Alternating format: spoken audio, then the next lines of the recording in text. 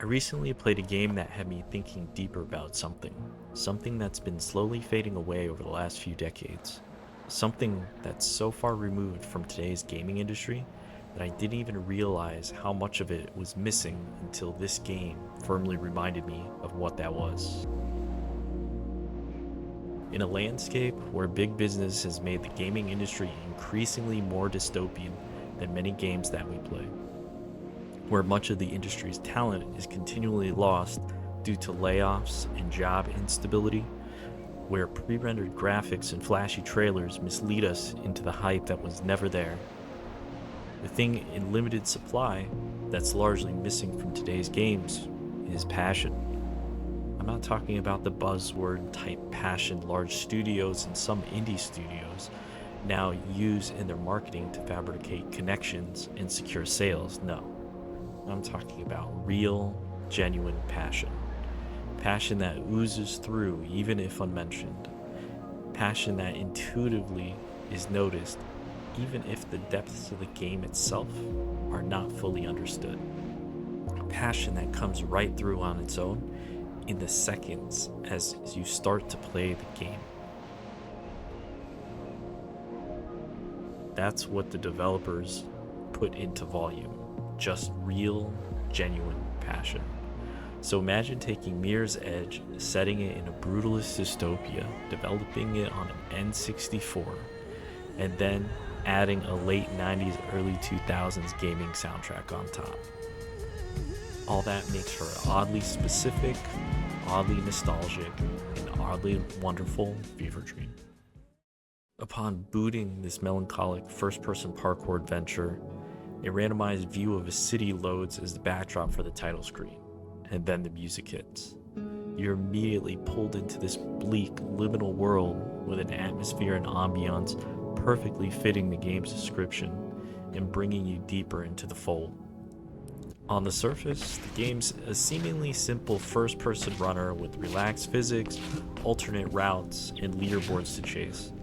But just below the surface, the game is actually so much more. Once you decide to break out of the core gameplay loop and explore a bit, the game's minimalistic charms reveal themselves and its playground really opens up.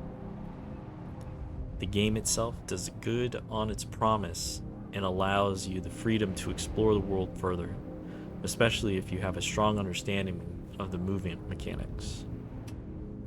Once you really start exploiting those mechanics to deepen your flow state and further your exploration, any shred of doubt that dev choices on movement were accidental quickly vanishes. They're 100% a feature, not a bug. And because of it, the controls feel like a snappier version of an N64 game. Old school physics with modern precision. And that's meant in the best way possible. During your exploration, the areas you're able to reach and what you're able to find is reminiscent of games of an older generation. Games from back in the day where just being able to reach and explore places that felt off limits or out of bounds were rewarding in and of themselves, even if those areas were sparse with content.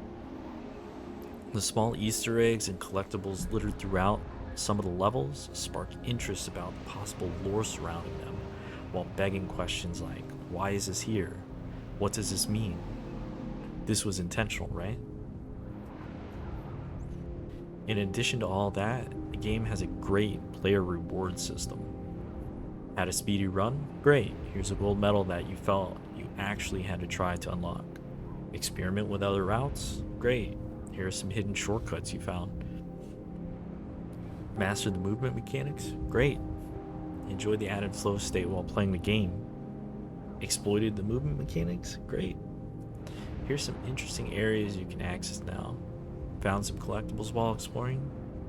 We'll unlock some more levels for you to play. And worked hard getting those tasty times? Well, here's a timesheet of all your best runs in one place for you to share. And guys, this is all a free demo. Maybe it's the hard kick of gaming nostalgia I'm getting from playing this. Maybe it's the realization they don't make them like this anymore. Maybe it's the awesome soundtrack. Or maybe it's just so strange it just hits different. Or maybe it's all of that.